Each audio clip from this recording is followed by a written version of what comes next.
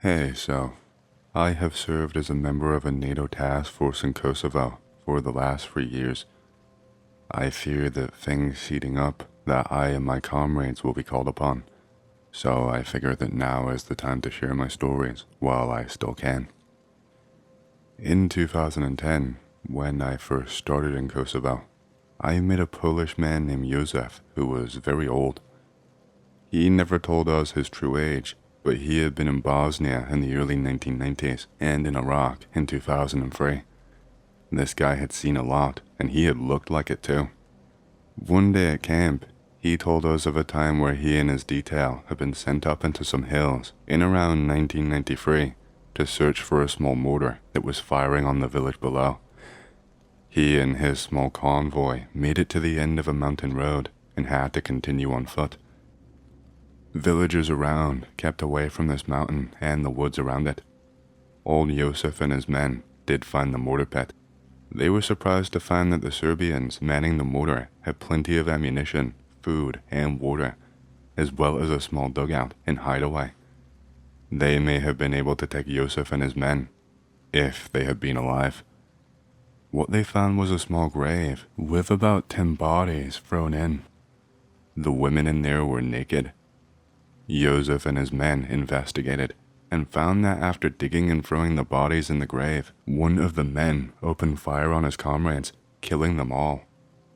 He then appeared to have shot himself in his head and fell into the grave, and Josef swears to the fact that this man who turned on his men and shot himself was lying locked in embrace with one of the dead women. In the winter of 2011, I was manning a guard post at a tiny airfield close to the Montenegro border. There were woods all around, and it was me, my radio, my firearm, and a window to these dark woods. Floodlights were lighting up the edge of this place. Still, the glare from these windows was hindering. The absolute worst thing was probably this terrible downpour of snow. This airfield was tiny and held a single tiny prop airplane. Opposite the airfield was an identical box where another poor soul named Teravets enjoyed the same grueling job as I was. We chatted on the radio about all stupid things that we would enjoy, and even some politics like the situation with Bosnia and etc. All of a sudden, Teravets yelps and starts freaking out, saying he is sighting some unidentified personnel on the edge of the tree line. He says that there are 4 of them and that they're closing in quickly. He opens up a little slot and begins yelling at them. Also, the creepy thing is about 30 meters away in the tree line. There is a sturdy chain link fence which rattles a lot when someone tries to move it or jump over it. He tells them to halt or he will use force and that they need to identify themselves. I grab my rifle and I run out towards Teravets' post. As I am running, I hear a gunshot, then another one, then another, then one more. I get to his cabin and he has the window opened and he is scared to all hell. I look to try and see any of these contacts. I see one figure as it looks at me and turns its head in a weird kind of curiosity. That really rattled me, and just thinking about it freaks me out today. I see the thing wave, and then I can make it out no longer thanks to the snow and the darkness. I stay with Teravets as an officer comes in, wondering what the hell happened. A bunch of people show up to secure the perimeter, and in the morning, 2 of the 4 bullets are recovered. No tracks are found, and no breaches are found in the fence. After an eternity of paperwork, Teravets is taken off of the guard roster, lucky bastard, because the next night, things get worse. So, I am assigned to his cabin, and a man named Yurtin is assigned to my old cabin. We talk about much of the same things, trying to pass the time. Only this time, we are both really on edge. Yurtin was young, and especially superstitious and jumpy. I think we both kind of wanted something creepy and sinister to be happening, just out of pure boredom. As we are talking about some actress, I see a shape out of the corner of my eye go past the window to my left, the door being at my back. This is not good. I tell Yurtin what just happened, and he tells me to stay calm and that he will go and take a look. We assigned a call and response, lion, starfish. So I sat tight, not really making out all that much, except for the terrified look of my own face in the reflection of the glass. I don't know how much time passed, but I put it to about an hour of radio silence with Yurton. I got pissed, and I tried to convert that anger into courage. I was going to go and jump outside and secure my surroundings. I didn't want to be toyed with in this tiny box. And so I waited. My mouth was really dry at this point. I released the lock, and then I jumped outside with my rifle up and ready. There was no Yurton around to be seen, but what I did see was a bunch of figures retreating into the woods quite quickly. I went to see Yurton, and he was on the floor of his post, his gun facing upwards. The bastard nearly shot me when I entered, but I said lion and he said starfish, so luckily I was not riddled with bullets. We stayed in there, just waiting until the sun rose, and on inspection, we found footprints circling around both of our cabins, sometimes 4 times around. That really gets me, because we still do not know what they were. Okay, so this next story happened in 2011, and this one really freaks me out. It is the shortest one and the least involved, but I hope that you can understand the horror of what I saw and heard. So, the local police in a small village were having huge issues with looters from the hills, so a tiny group of us NATO types stepped in and stayed in a large, fortified, comfortable mayor's house. He was a very nice man who fed us good food and let us sleep in his beds as he slept in the attic. At about 3 a.m., I was awoken to go on patrol with the 3 others. We walked around this tiny town, and we came to this open air market. A few merchants were setting up rugs and vegetables to sell. We saw a man in all black run to one of the stands, push down the merchant, and grab a bag of his food. He saw us and just about shat himself. We were lightly armed and armored, and so, against better judgment, and NATO regulation by the way, we chased after this man. He ran and we followed. Eventually, we left the village, and we saw him disappear into the side of a small hill. We scouted along this hill until we found a small cave.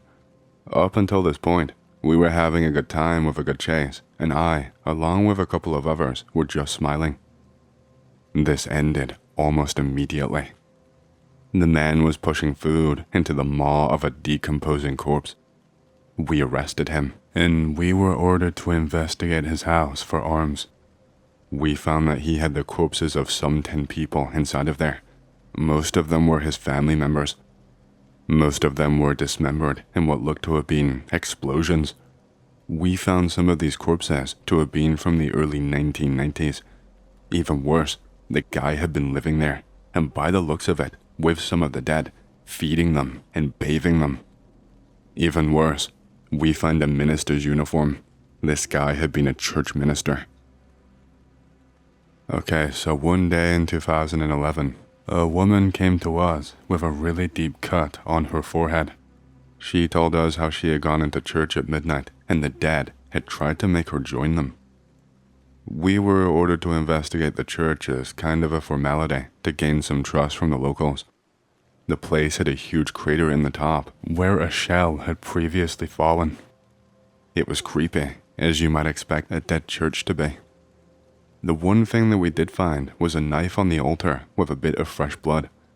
We laughed it off uneasily and continued on. I am in my mid-20s and from a country in the north of Europe. I have 3 confirmed kills and 2 unconfirmed.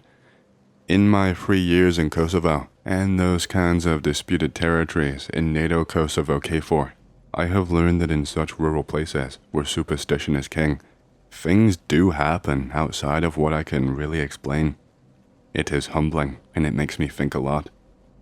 A friend of mine called Jorge recently transferred from Afghanistan peacekeeping operations to Kosovo, and we exchanged some stories. One of them stood out to me as especially creepy. I shall share it with you. He was on patrol on a small backwater road when he intercepted some radio chatter of foreign origin. They figured out that it was not the usual tongues of the area, and the translator that they had could not identify it. Jorge explained that this voice sounded really shrill, and that it seemed more like many voices in complete and perfect unison, rather than just one person's voice talking at once. This was weird, even for Afghanistan radio standards. The transmission cut out mid-sentence, and none of them really talked all that much. The day was almost over, and so they pinned out the area where the broadcast was taking place as a small radio broadcasting building. They could not investigate it right then, and decided to do it in the morning instead. When they arrived, they found out that the building had been burned down. They asked the Afghani nationals why no one had helped them. The town has a small fire department, and they told them that it getting burned down was for the best, as the children would stop killing themselves now. They were all puzzled, so they talked to town officials, who told them that in the past month, 32 young people had committed or attempted to commit suicide. They all blamed the strange broadcast. Myself and Jorge actually found an aborted fetus in a Nike shoebox in the gutter of a village. There was a note in there asking for forgiveness for this sin against God. We went to bury the corpse in the woods when a villager stopped us and insisted that we give the box to him. We refused, and we buried the unborn. A couple days later, we returned with some flowers to lay down, and the grave was completely dug up. That is pretty fucked up, eh? Anyway, thank you guys. I still have a few stories. Kosovo is a strange land. The thing I saw was definitely a human in shape, but in stature and the way it carried itself, it was intelligent and calculated and lurking. It was smart, and it was just as puzzled by me as I was terrified by it. Okay, so anyway, my friend Spear told me that he had befriended a middle-aged man called Luka earlier this year. Luka told Spear that he had once been a child soldier fighting the Serbians, and that he had to kill 14 Muslim Bosnians and 4 Croatians in his lifetime, and lived alone in the woods for several years of his life. Spear was intrigued, and the two became good friends. Spear introduced me to Luka, and we all began talking of our crazy experiences. Not much could compare to when Luka told us that he lived on the flesh of Croatians when he was young, and that he became friends with spirits that roamed the woods. He told us that his dead brothers would often bring newly killed animals and information about the war. We stopped talking to Luka. Speaking of Allah, Yosef told me of a mosque that opened fire on his convoy in 1993. A translator told them over the loudspeaker that they were friendly, and that only Croatians and Serbians were considered hostiles. The Bosnians opened fire and killed the translator along with a few of Yosef's men. The mosque was edged between the slope of a mountain and a dense wood. Yosef marked the place for airstrike and told the inhabitants that they were about to be targeted as enemies if they did not stand down. He told them that once 3 minutes was up, the mosque would become ash. A woman opened up a window right at the top, holding a white flag and waving it around. Just as Yosef was about to call it off, several gunshots erupted inside the mosque. The woman fell out of sight, and an MG opened fire on Yosef's position. He took his vehicles up the hill and watched as Tomcats took out the location in a fireball. He saw one small girl walk away from the explosion unscathed and clean, walking through flames just completely unshaken. Very strange. One tiny story told to me this morning by a friend named Adrian, who worked a lot in Afghanistan. He said that his team was responding, with a large detail of Afghani nationals, to a dance hall that had been bombed when the owners refused to close it down. Numbers were not accurate, and the constables reported thousands dead, even with the village population only being something like 340 people. The constable was clearly not in his right mind, as he started screaming about the dead being taken by demons. Adrian told the man to be calm and settle down, and asked if he was on any intoxicants. The men continued screaming in horror for about an hour, talking about the places they were taking the corpses and the things that they were doing to them. Adrian showed up and showed the Afghans the proper etiquette when dealing with the situation. They went in to search for survivors, and they found none. They did find about 15 bodies that looked to have been holding hands in a circle around the table. After the constable had freaked out was tested for drug use and it came back negative, the man retired as constable and supposedly took his own life just a few days later. Okay, so I'm finally back. The past few months have been somewhat insane, and I actually have some new stories to share. I would be honored if you would lend your eyes and ears to the experiences. The first thing I must tell you is that I am no longer in that strange land of Kosovo.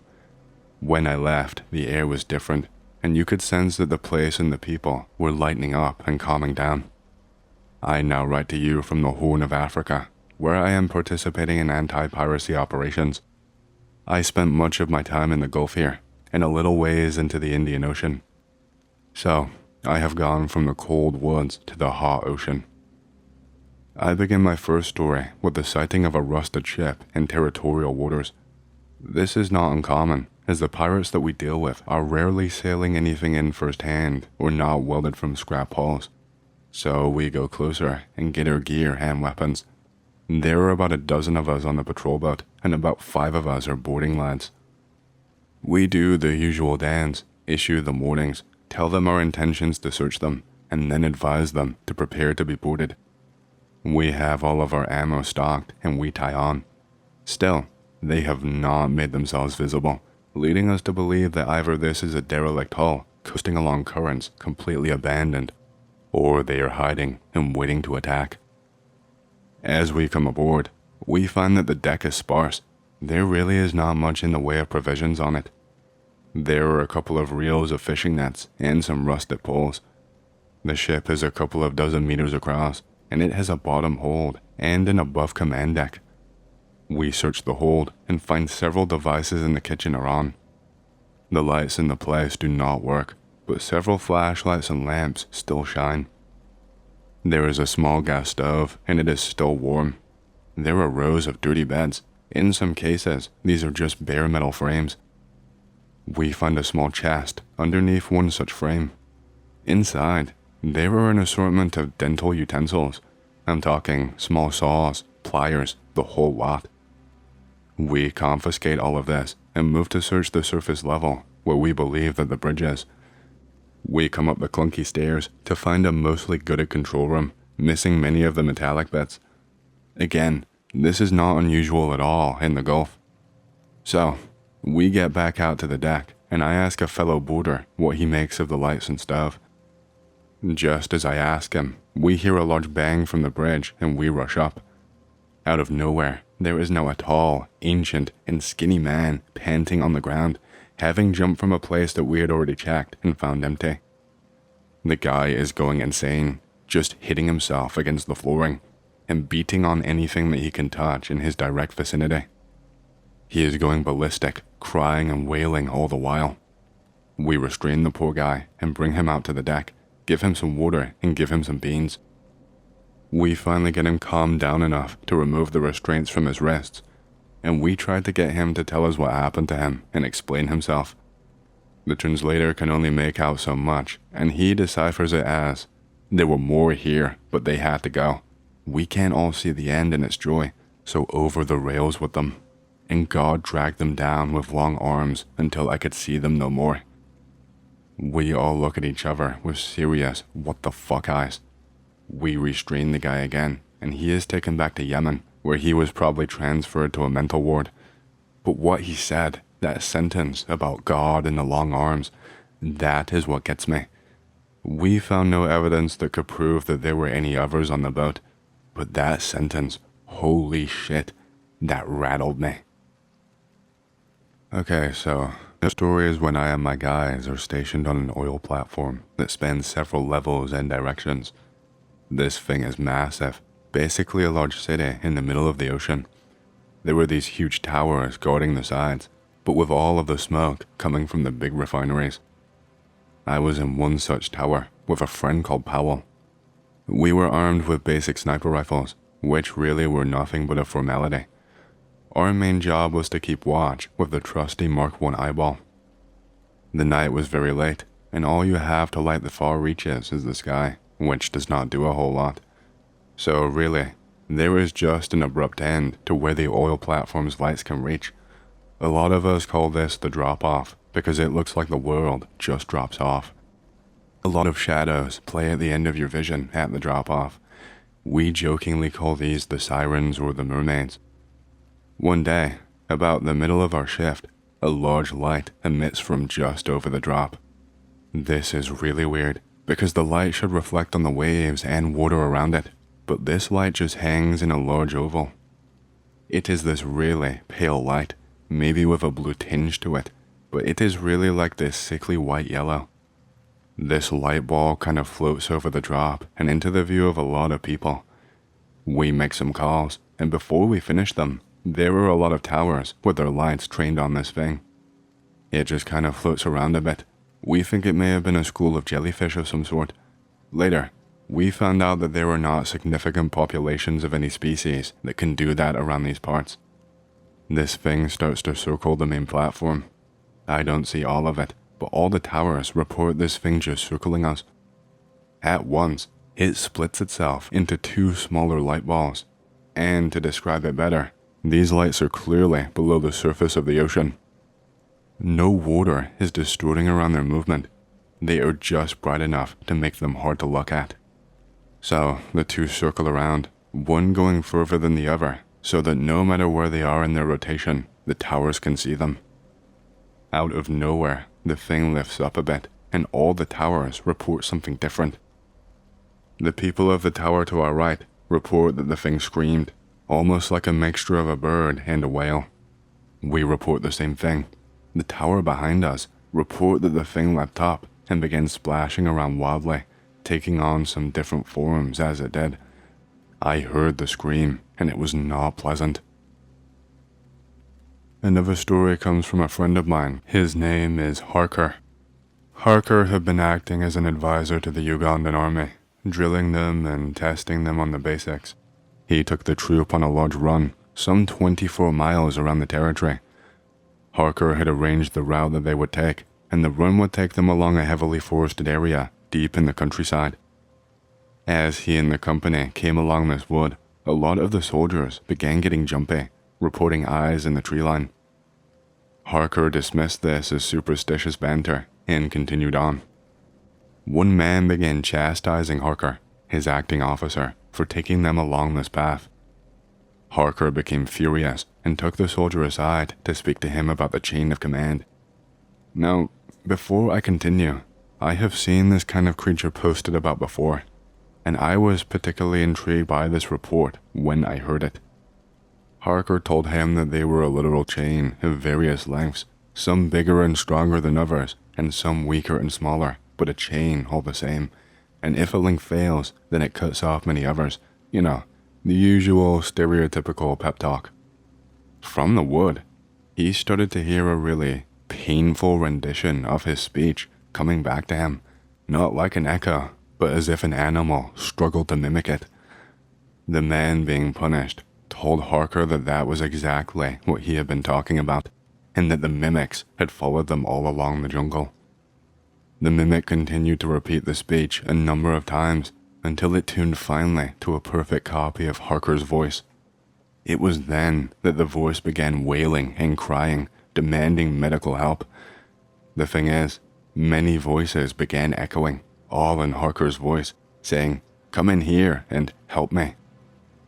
At least 2 other of my company were present at the time. Harker and the company, as you can imagine, took no extra time in that jungle and just began sprinting away, followed for some time by cries for help and lures into the trees. Another very strange story came from an ex-United States Marine who served in the 2003 invasion of Iraq.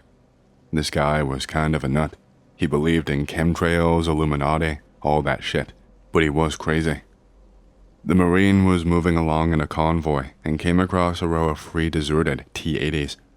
This was pretty regular, as the Iraqis had been deserting their tanks in droves. So the convoy stopped, and they got out to clear the things. They got the usual fuel and water from the first 2 tanks. Technicians got any surplus ammo to be gathered and detonated. The first 2 tanks were stripped down without incident. The third one was different. The hatch was sealed, and it took those same technicians quite a while to pry it open. When they did finally get it open, one of them vomited. We checked the inside, and there were what looked like 4 boys of adolescent age and 1 man wearing a tank officer's uniform. The boys were naked, all killed of a straight cut to the jugular. The tank officer had apparently died of a pistol shot to the temple. Those poor bastards. I actually have a buddy named Axel who served for a couple of tours in Afghanistan. I asked him if he saw anything out of the ordinary. When I said this, his eyes lit up, and he told me about a couple of cool happenings that he swears to the Lord that they are true. The first thing is that when on patrol, his Humvees were riding along a nice shitty road in the desert wastes. The light was fading, and the road was notorious for its high amount of IEDs. Stopping out there for the night would have been suicide, so their only choice was to press through. High above, Axel saw a large flock of buzzards/vultures circle above him and follow his Humvee. He pointed this out to his driver, at which the driver panicked and stopped the vehicle. Sure enough, about 30 meters away from where they parked lay a pretty sizable explosive, one that could have made him, his friend, and his vehicle into little bits and pieces. He was able to remove it, and as soon as they were at it again, the vultures and buzzards just went away. According to him, this happened about 3 more times on the same drive.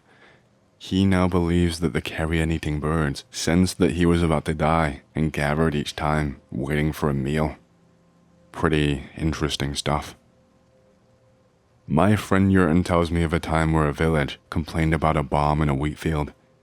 Yurton was called along with a few others in proper gear to handle a bomb, and they asked the villagers to just stay calm, keep away, and keep a light shining, or otherwise just mark where the bomb was. They arrived and came to a villager who had done as asked and marked it off. The bomb was supposedly off in a close corner and was a little anti-infantry bomb. There is a creepy little scarecrow in the middle, and Yurton walks out to keep post while the bomb tech goes about his business. The tech goes to say he is going to his vehicle to retrieve a tool or something, and he will be back in a second. As he walks back, Yurton talks about how the tech's trip and back felt like hours, and he hallucinated heavily. He explained that he was paralyzed and everyone had left. He could not speak, and the scarecrow got down from its perch and stalked him in the wheat field for ages, just watching him and following him slowly. He was awoken by the tech, who chastised him for spacing out. When he looked, the scarecrow was no longer on its perch. One of my soldiers called Finch tells me that on the northern edge of Kosovo in 2008, while on patrol, he and his lot found 3 bodies clogging up an abandoned village as well. They were really old bodies.